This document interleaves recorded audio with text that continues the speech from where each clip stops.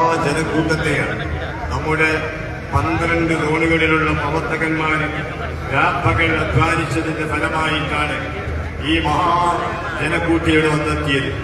നാം വളരെ പരിമിതപ്പെടുത്തിക്കൊണ്ടുള്ള ഒരു റാലിയാണ് സംഘടിപ്പിച്ചെങ്കിലും നമ്മുടെ റാലി പ്രത്യേകിച്ച് സെക്രട്ടറി ഗാർഡ് അവരിപ്പോ വന്നുകൊണ്ടേ ഇരിക്കുന്നുള്ളൂ.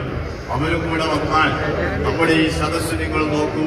അടുത്ത കാലത്തൊന്നും അരീക്കോടിന്റെ ഒരു സംഘടനക്കും ഒരു പാർട്ടിക്കും കാഴ്ചവെക്കാൻ കഴിയാത്ത അതിശക്തമായ ഒരു ജനമുന്നേറ്റമാണ് എന്ന് ആർക്കും മനസ്സിലാക്കാൻ കഴിയും. ഇതിന്റെ കാരണം ഈ പ്രസ്ഥാനം ഉയർത്തിപ്പിടിച്ച മുദ്രാവാക്യമാണ്.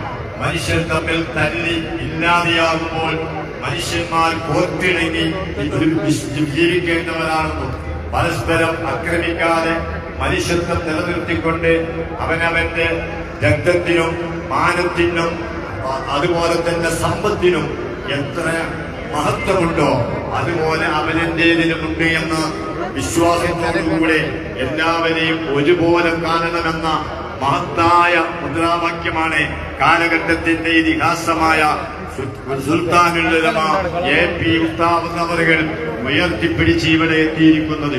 കഴിഞ്ഞ 1-ാം തീയതി കാസർഗോഡ് നിന്ന് അതിനു മുമ്പ് ബഹുമാനപ്പെട്ട താജുൽ ഉലമ സയ്യിദ് അബ്ദുറഹ്മാൻ അൽ ബുഖാരി അവറുകൾ 6 പതിറ്റാണ്ടുകാലം ദർസ് നടത്തിയ സയ്യിദ് മദനി അറബിക് കോളേജിന്റെ അങ്കണത്ത പരിസരത്ത് അന്ത്യവിശ്രമം കൊള്ളുന്ന മദനി തങ്ങളെ ഖബർ സിയാറത്ത് ചെയ്തുകൊണ്ട് ഈ യാത്ര കാസർഗോഡിനെയും കണ്ണൂരിനെയും കോഴിക്കോടിനെയും വയനാടിനെയും നീലഗിരിയെയും ധന്യമാക്കി മലപ്പുറം ജില്ലയിലേക്ക് കടന്നു വന്നിരിക്കുകയാണ്.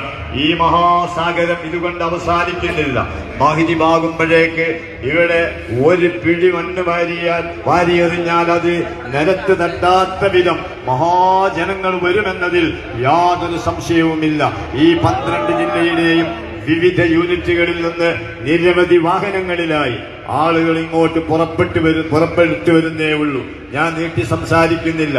ഈ പരിപാടി ഇത്രയും മനോഹരമാക്കാൻ വേണ്ടി കേരള മുസ്ലിം ജമാഅത്തും സമസ്ത കേരള സുന്നി യുവജന സംഘവും കേരള സ്റ്റേറ്റ് സുന്നി സ്റ്റുഡൻസ് ഫെഡറേഷനും മാനേജ്മെന്റ് അസോസിയേഷനും അതുപോലെ തന്നെ നമ്മുടെ ജമിയത്തുൽ മുഅല്ലിമീനും അതിന്റെയൊക്കെ മീതെ നിന്നുകൊണ്ട് സമസ്ത കേരള ജമിയ